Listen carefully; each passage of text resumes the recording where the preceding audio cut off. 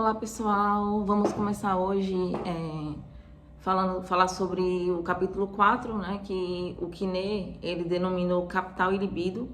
Porém, antes da gente falar sobre o assunto propriamente dito, né, eu gostaria de agradecer as pessoas que têm se inscrito no meu canal, né, ou pelos vídeos que eu gravo, ou pelos vídeos que eu posto, que eu coloco lá no canal, que eu coloco aqui no canal, sobre o ensino do Dr. Lai Ribeiro, sobre espiritualidade, sobre a psicologia, a psicanálise. Então, eu agradeço muito. Talvez 423 inscritos não seja nada para alguém que tenha 2 milhões de inscritos. Porém, para mim, 423 inscritos para mim significa muita coisa. Então, vai minha gratidão a todos os inscritos e aqueles que também, especialmente aqueles que assistem os vídeos, né? E dizer que quem quiser pode fazer comentário, críticas construtivas, sempre serão bem-vindas. Outra coisa, eu acabei de publicar o meu segundo livro, né? O primeiro livro foi publicado pelas Novas Edições Acadêmicas, e é um livro de 2019, que é o Freud para Leigos. E esse livro, agora de 2023, ele se chama Temas em Psicanálise, parte 1. Melancolia, Teoria e Clínica, né? E está disponível pela Amazon. É um livro que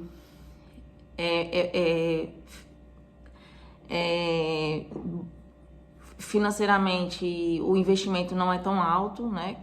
Então, ele está custando em torno de R$25 o livro impresso e R$15 o e-book, né? Então, quem puder, quem quiser, quem se interessa por livros técnicos, quem se interessa sobre a melancolia, né? E se puder comprar, eu agradeço.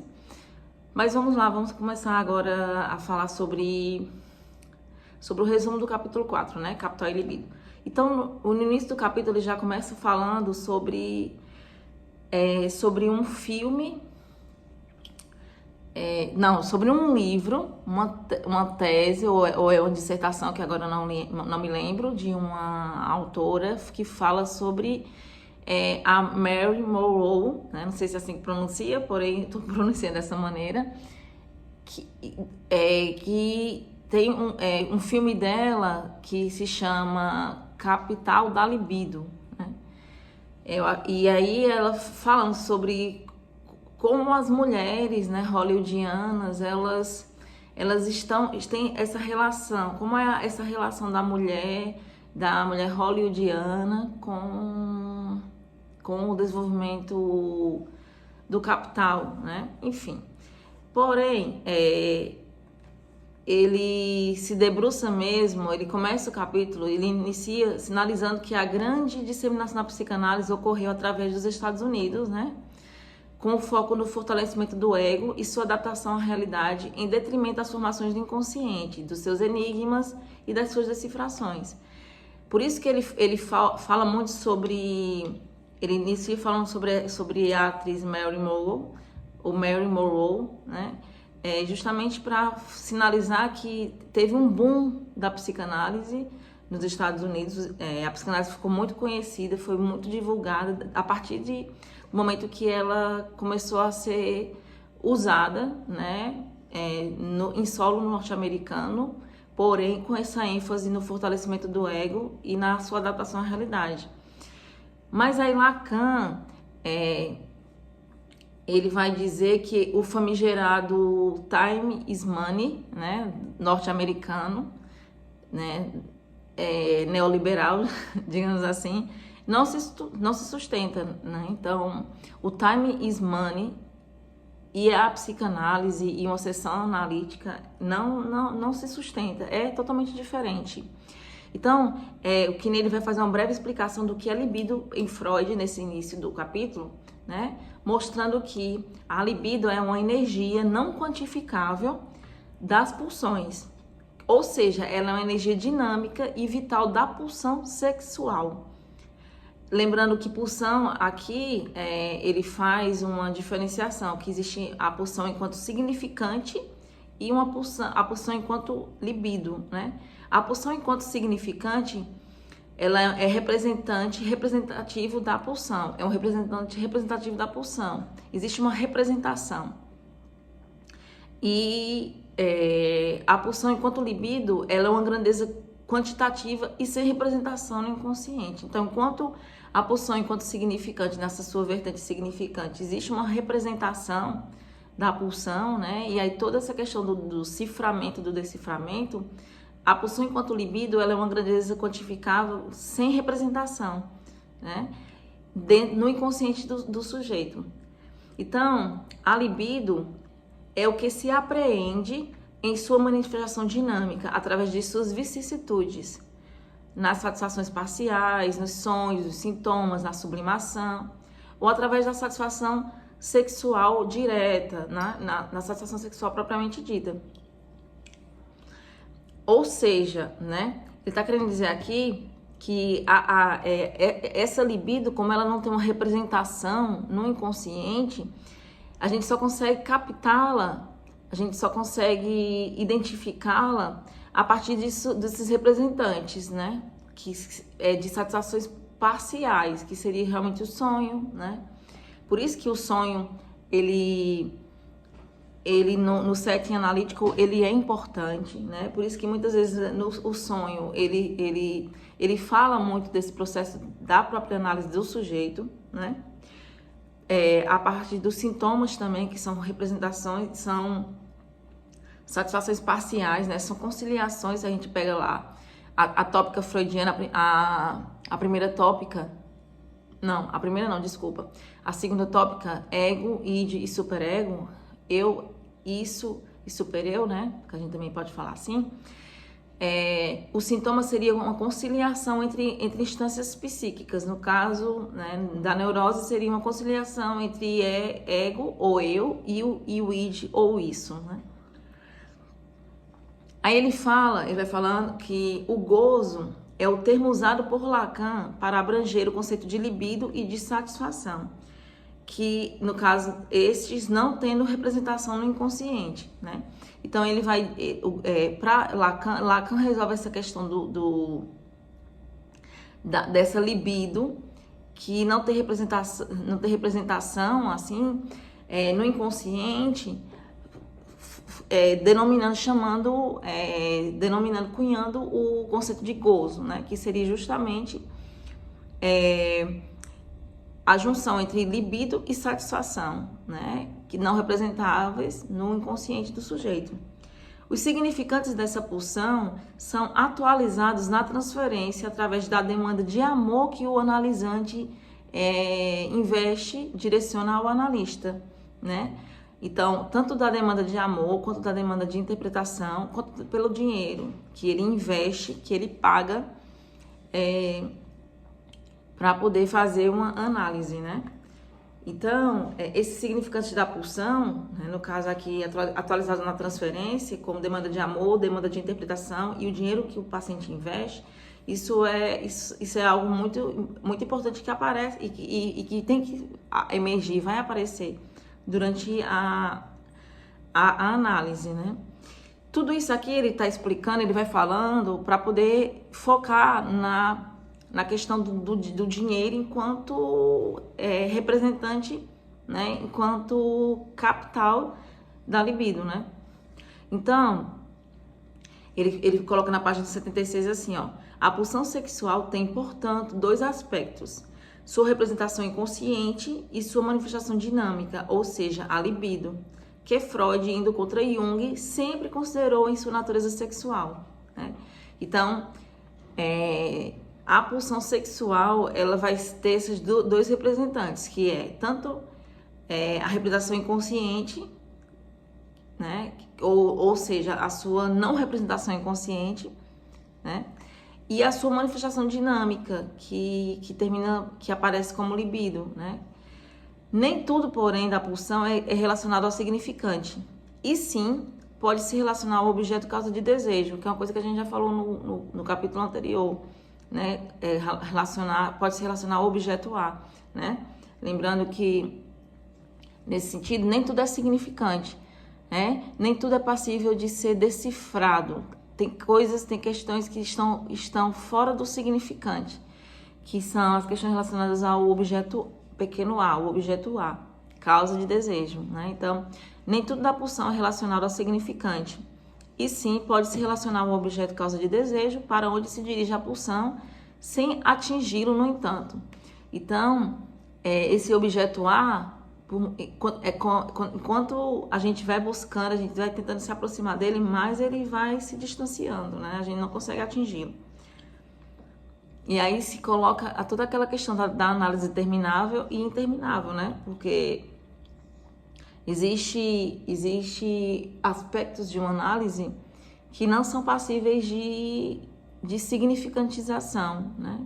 Que não são passíveis de interpretação também, que estão para além do significante, que estão relacionadas a Lalang, né? Que nem não fala da Lalang aqui, mas pelo menos até agora. Mas a gente sabe que Lacan vai dizer que existe uma dimensão de Lalang, né? Uma dimensão que ela não comporta significação e nem interpretação, que está relacionada com o objeto A. Então, o objeto A, ele é o condensador, o grande condensador de gozo, né? Ou seja, ele condensa em si tanto a libido em sua dimensão dinâmica, tanto a libido em sua dimensão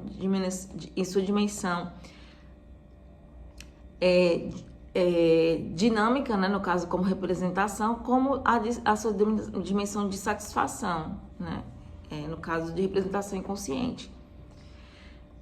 Os significantes da demanda representativas da pulsão são recalcados e cifrados no inconsciente, né? Este aspecto é que torna possível a análise do sintoma. Então, a gente tem que sempre observar o critério de analisabilidade do sintoma e não do sujeito, né? Esse aspecto da demanda, né, do significante da demanda representativas da pulsão, é que torna possível a análise do sintoma por este ser da ordem da linguagem, ou seja, uma formação do inconsciente, né? Então, a libido é o que se satisfaz no sintoma, é o que constitui sua resistência sob dois aspectos: resistência ao deciframento e resistência do sujeito a abandonar o seu sintoma, o gozo do sintoma. Então, essa libido, né, que se satisfaz no sintoma, né, lembrando que aí a gente também pode entender que esse objeto A, ele condensa tanto libido como satisfação, né? É o que constitui a resistência, né? Essa palavra-chave também na análise, a resistência sobre desses dois aspectos. A resistência ao deciframento, né? Pressupondo que todo deciframento pressupõe que houve antes um ciframento, né? E a resistência do próprio sujeito de abandonar o seu sintoma, que aí tem que ver com o gozo do sintoma. Ele vai falar mais na frente justamente sobre essa questão dos ganhos primários e secundários com a doença, no caso com a neurose, né? Por isso que Freud ele fala que a neurose é algo tão caro, né? E o dinheiro em análise ele está relacionado com o que é caro para o sujeito, né? Então, o dinheiro na análise é da ordem tanto do ciframento, né, quanto dessa energia quantificável de valor inestimável que é a libido, né? Então, ele se relaciona com esse ciframento que foi feito anteriormente para depois ser decifrado através de uma análise, por exemplo, quanto dessa energia quantificável de valor inestimável que é a libido. Então, o capital é o conjunto das riquezas ou dos bens de um país ou de um indivíduo e a moeda, e essa moeda seria aquilo justamente que o capital se afigura no que se refere ao capital como esse valor de troca, né? Então, ele vai citar aqui nesse ponto do capítulo, ele vai fazer algumas citações de Marx, né? O Capital de Marx, e ele vai dizer que para Marx o capital seria o móvel do trabalho, né? Aquilo que confere valor a determinado objeto, em Marx, é o tempo de trabalho despendido em sua produção. Então, o time is money do capital, esse tempo é dinheiro do capital, ele escamoteia, ele esconde aí a mais-valia, né, para Marx, na medida em que dissimula um time que não é money, ou melhor, um tempo que não é contabilizado, que é esse aspecto da mais-valia, né? É um tempo dispendido, é um tempo trabalhado que não é contabilizado, né? Que o operário, ele não ganha, quem ganha é o patrão, quem ganha em vez de quem ganhar é o operário, quem ganha aí é o dono dos meios de produção. Então, o que se troca, na verdade, segundo Quinet, é a falta a gozar. O dinheiro, nesta perspectiva analítica, né, é o representante universal da falta de gozar. O dinheiro é o que sempre falta, aquilo de que nunca se tem o suficiente. Isto faz Lacan dizer que o rico é inanalisável, já que para ele nada falta, podendo tudo obter, né? Essa questão aqui de que Lacan falava que desse critério de não analisabilidade de uma pessoa muito rica, né, de um milionário, talvez ele faça mais uma brincadeira relacionada a isso, porque quando ele fala de que nada falta a esse sujeito, a verdade é que como nós somos seres faltantes, como nós somos seres para a morte, sempre vai nos faltar tempo, né? Sempre nós vamos ter essa dimensão de que podemos até ter dinheiro, mas falta tempo, né? Nós não podemos comprar o tempo. Então, na verdade, sempre vai faltar alguma coisa. Não importa se a pessoa é muito rica ou se a pessoa é muito pobre. A pessoa muito rica, ela vai sempre se defrontar com coisas que ela não consegue comprar, que ela não pode comprar, né? E isso também é uma dimensão de falta a gozar. Bom, em psicanálise, o trabalho como o do sonho refere-se ao trabalho do significante sobre o gozo, né? Essa decifração do sintoma, né? Que se reflete, que está relacionado com esse ciframento que houve antes, né? Essa junção entre libido e satisfação, essa conciliação. Então, o resultado disso é que o trabalhador, o analisante, ao invés de agir sobre a matéria bruta para produzir um objeto que será de alguém, o sujeito aí irá desfrutar do objeto A com a condição de não possuí-lo. Olha que interessante. É daqui que vem aquela ideia de que amar é dar aquilo que não se tem para aquele que não precisa, né? Para aquele que não pediu. O objeto A, que é o objeto propriamente da pulsão, é função da renúncia ao gozo.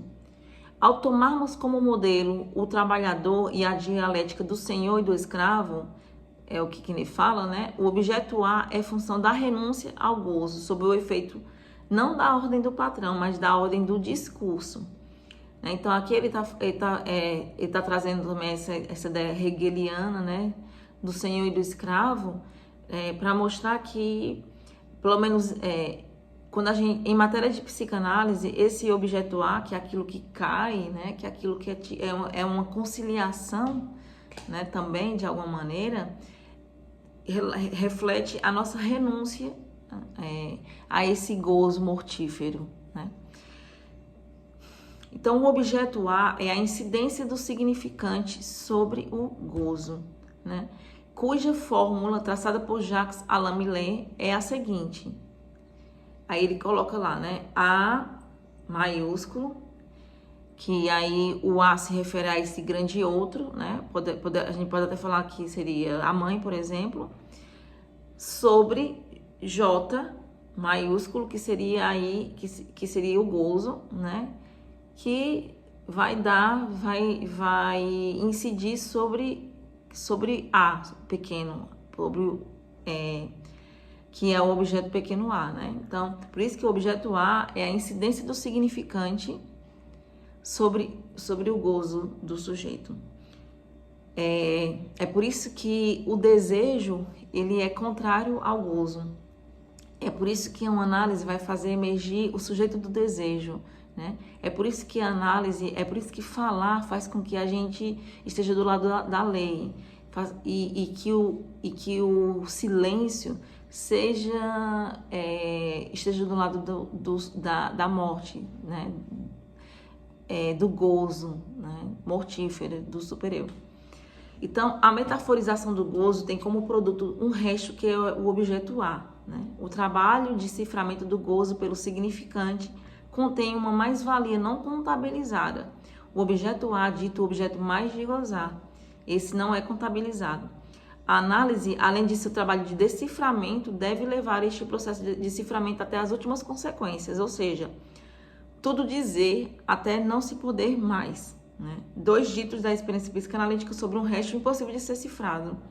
O objeto A, objeto sem substância, o produto final do processo analítico, né? Então, chega num ponto da análise que não existe mais o que dizer.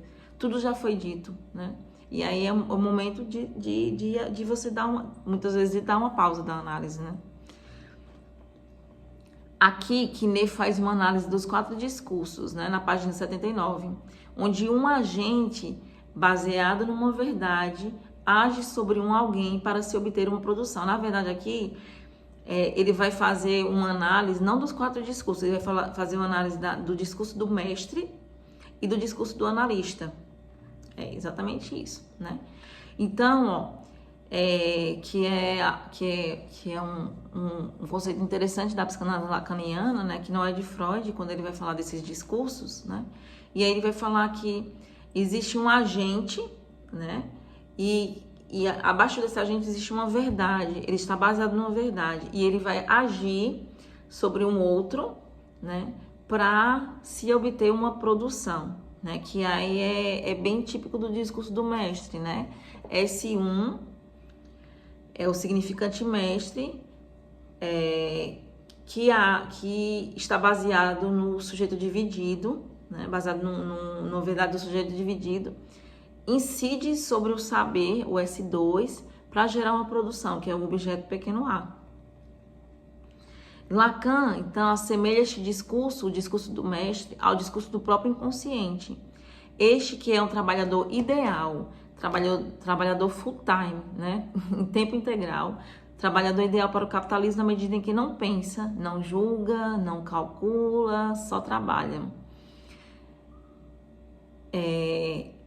Os xixes, jogos de palavras e sonhos são formações do inconsciente que falam sobre a verdade desse sujeito, né? Sobre o sujeito do desejo, na medida em que a libido é quem calcula e conta em seu processo de deciframento. É por isso que os xixes, os lapsos, os jogos de palavras, os sonhos são importantes numa análise. A gente tem que estar atento. Por isso que a associação livre, né, e a escuta flutuante, ela promove que essas formações do inconsciente advenham, né, e a gente vai captando aí os significantes. No trabalho da análise, o objeto mais de gozar se situa na função de agente. Aí, no caso, ele está falando já do discurso do analista, né? No trabalho da análise, o objeto mais de gozar se situa na função do agente para que o sujeito dividido produza significantes primordiais, que são o S1, que é o S1, que o aliena enquanto sujeito, e o saber depositado neste laço social seria a verdade, que o saber, no caso, é o S2, né? No mercado de trabalho, aí ele vai fazer uma referência a Marx. Marx mostra a função da mais-valia, traduzida por Lacan como renúncia ao gozo. Porém, o objeto A é um mais de gozar. Mais de gozar para quem, né? O sujeito supõe ser para o grande outro, né?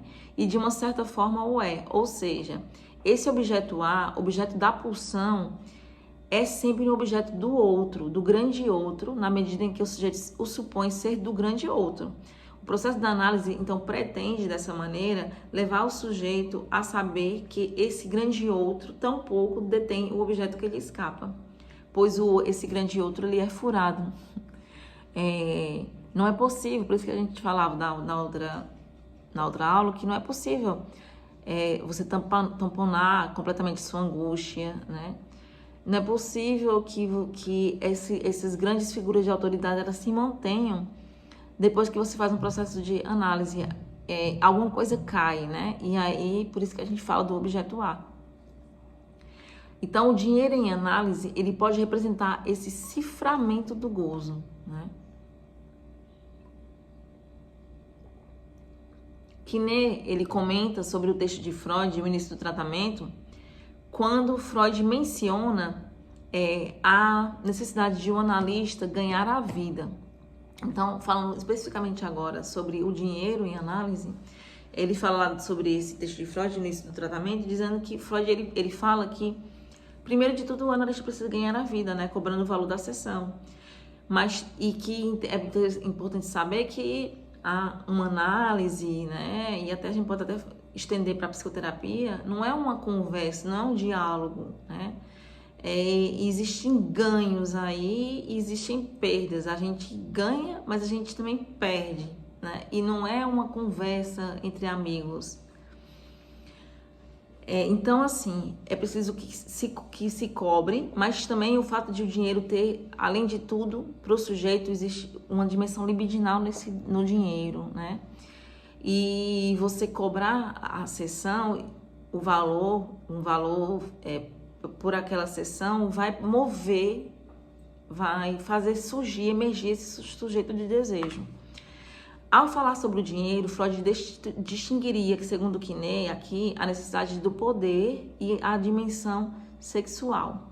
Então, na dimensão sexual, ele distinguiria o desejo, que é a dimensão sexual per si, e também o amor, que é uma dimensão relacionada à demanda ao grande outro, né?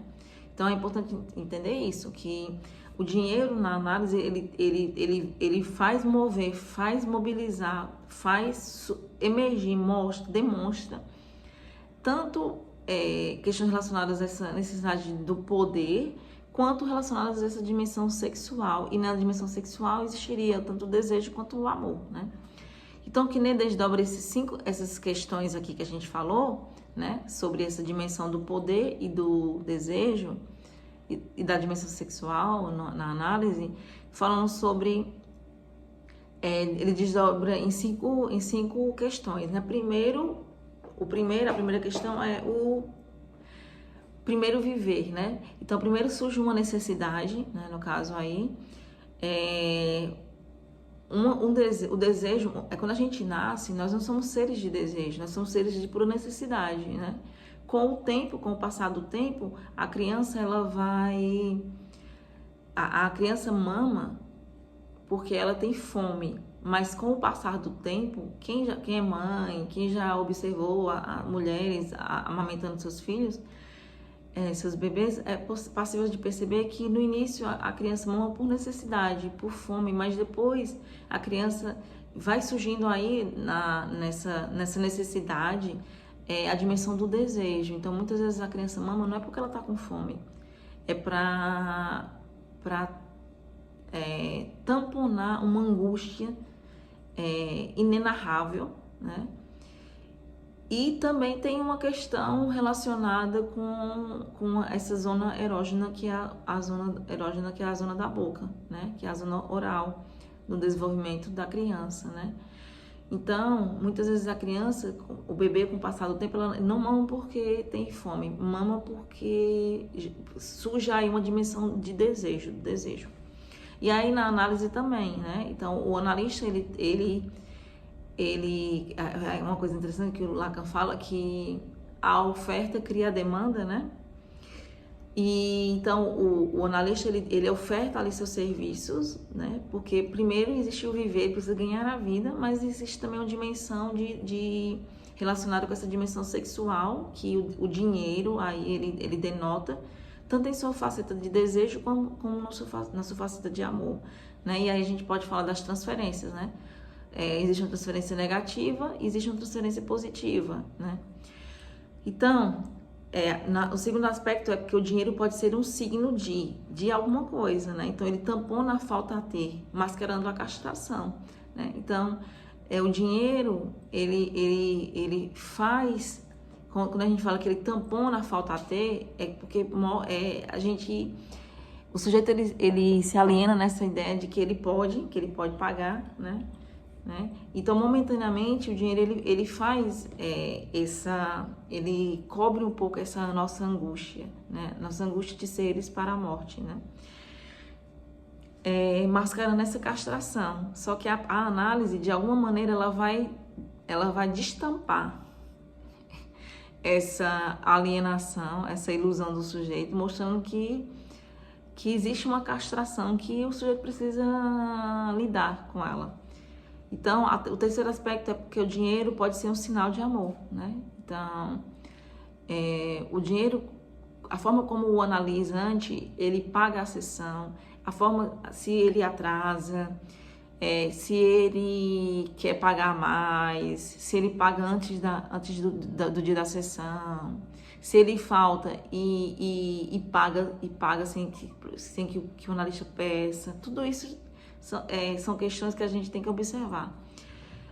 O dinheiro também, ele tem uma marca de significante, se inscrevendo numa cadeia associativa, e há o gozo do dinheiro designado pela libidinização do capital no ser falante, né? Então, todas essas questões, tanto o primeiro viver, depois o dinheiro sendo um signo de algo, o dinheiro também sendo um sinal de amor, e o dinheiro como marca do significante, e o gozo do dinheiro tem que estar sendo observado por esse analista, né? Então, a entrada na cultura implica que a necessidade passe pela linguagem, arrancando o dinheiro do registro imediato da necessidade, né?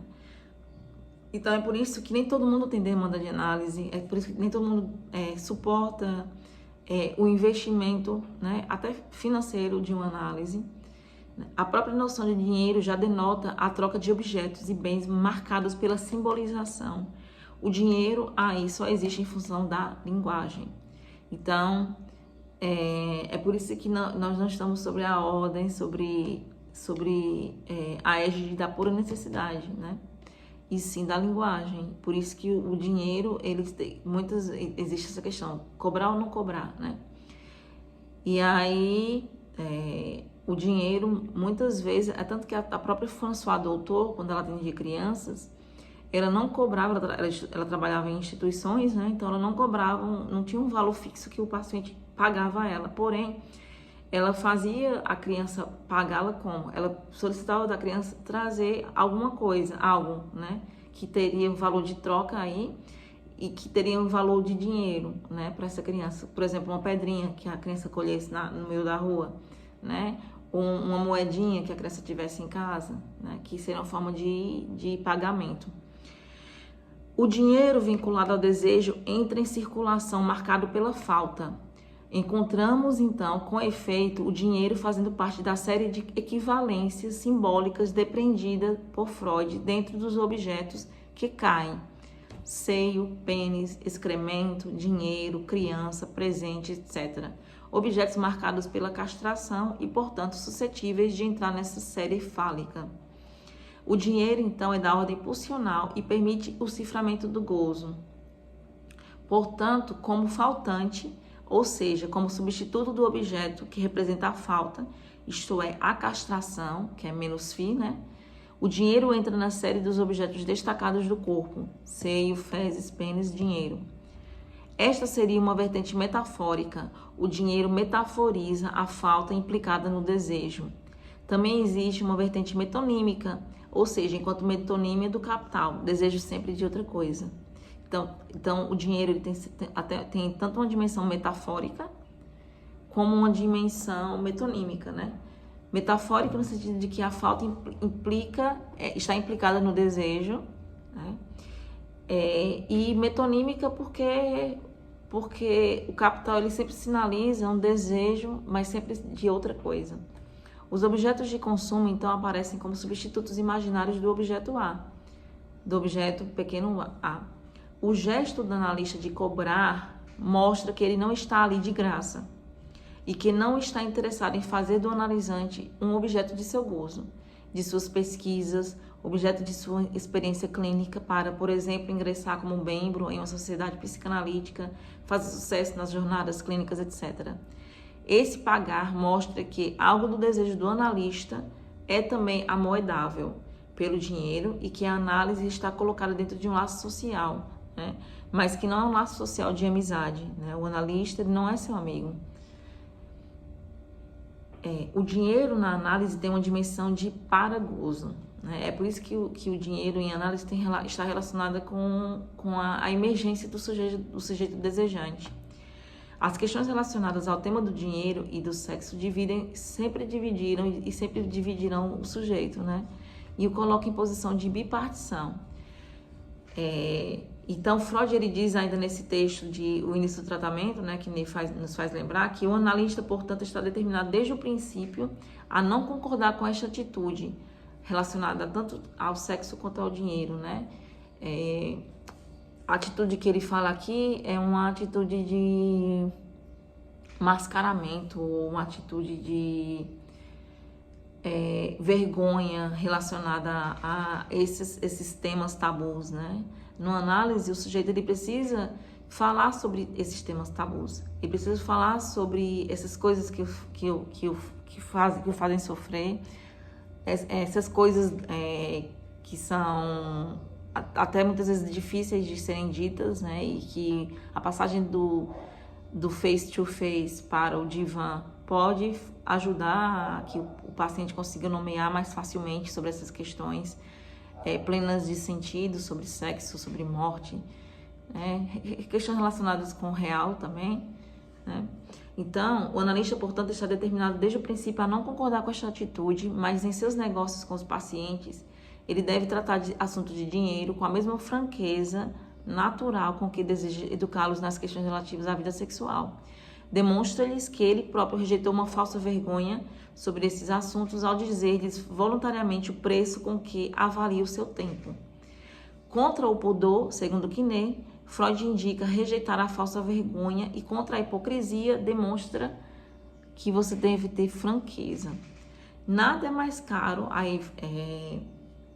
Quinet ele faz uma menção do que diz Freud, né? Nada é mais caro do que a doença e a ignorância. E aí, no caso, o sintoma, segundo Quinet, é o melhor amigo do neurótico, pois é onde a libido está investida. E aí, quando você cobra pela sessão, você faz emergir aí, surgir aí o desejo, o sujeito do desejo, né? Você vai fazendo a retificação subjetiva e o sujeito, ele vai... Existe uma coisa chamada neurose de transferência. O que significa isso? Significa dizer que o sintoma ele vai assumir uma nova roupagem durante uma análise. Ele vai mudando de roupagem, né? Então, segundo Freud, existiriam 2 benefícios com o sintoma, né? Ganhos secundários com o sintoma. E como a gente falou, né? Como o sintoma é o melhor amigo do neurótico, porque é onde você percebe onde está a libido está investida, né, nessa conciliação entre libido e satisfação. A gente sabe que existem 2 ganhos com a doença, né? Por isso que Freud fala que nada é mais caro do que a doença e a ignorância, né? Então, temos o benefício primário, que é justamente a fuga para a doença, né? Ficar doente enquanto modo de economia do psiquismo quando dentro de um conflito mental. E aí quando a gente fala que é uma fuga para a doença, a gente não está querendo dizer que o paciente faz de propósito, que foi consciente, né? Que ele adoeceu de forma consciente. Não, a gente sabe que são questões inconscientes desse sujeito, né? E existe o benefício secundário, que além dessa satisfação pulsional que existe com a doença, então o sujeito ele acha um jeito de adquirir mais vantagens com seu sintoma. É por isso que é tão difícil de o paciente, ele se queixa do sintoma, mas é tão difícil de ele conseguir se livrar desse sintoma. Na análise, vemos a transferência de capital do sintoma para um objeto. E aí o objeto qual é? O analista. Em vez de o sujeito se beneficiar recebendo uma pensão de invalidez por seu sintoma, ele paga e seu capital é transferido ao analista. Além desta transferência de capital em forma de dinheiro, há a transferência de libido, aqui tratada da mesma maneira. Então, o conceito de resistência, que Freud atribui inicialmente ao consciente, resistência ao trabalho analítico de decifração do inconsciente, encontrará a partir da segunda tópica freudiana, que é o eu, isso e supereu, seu fundamento não mais ao nível do eu. Freud descobre que a resistência mais poderosa provém do isso. Então, enquanto Freud, na primeira tópica, né? Inconsciente, pré-consciente e consciente. Ele acreditava que a resistência vinha do eu, do sujeito. Ele vai entender aqui depois na segunda tópica, id, isso e supereu, id, eu e supereu, né? Ou isso, eu e supereu, ou id, ego e superego. Ele vai entender que a resistência mais poderosa ela provém do isso, do id, ou seja, a resistência em abrir mão do gozo incluído na doença, impedindo os efeitos terapêuticos da análise, podendo até levar à ruptura do vínculo analítico. É só quando o preço é elevado para aquele sujeito, então é para aquele sujeito. Então, um valor que para um sujeito é muito barato, pode ser muito caro para outro sujeito. Por isso que não é um valor fixo, vai depender de como você escuta aí essa questão relacionada ao dinheiro. É só quando o preço é elevado para aquele sujeito que ele pode equivaler ao preço do sintoma, tendo cada analisante, portanto, o seu preço. O analista não pode ter um preço fixo para todo e qualquer um que venha bater à sua porta, pois isto seria situar sua praxis não no registro da libido, e sim no da prestação de serviços. Não no registro da libido, mas no do time is money. E na análise não é assim. Time não tem nada a ver com money, né? A gente tem que observar essas questões relacionadas à libido e satisfação, né? E como o dinheiro aí, ele vai ser condensador também dessas questões.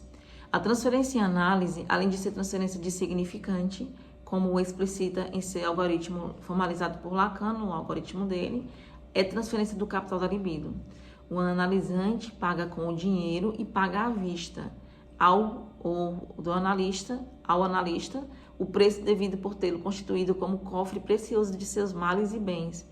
O preço tem como função amortecer algo de infinitamente mais perigoso do que pagar em dinheiro, que consiste em dever algo a alguém. O analista também paga.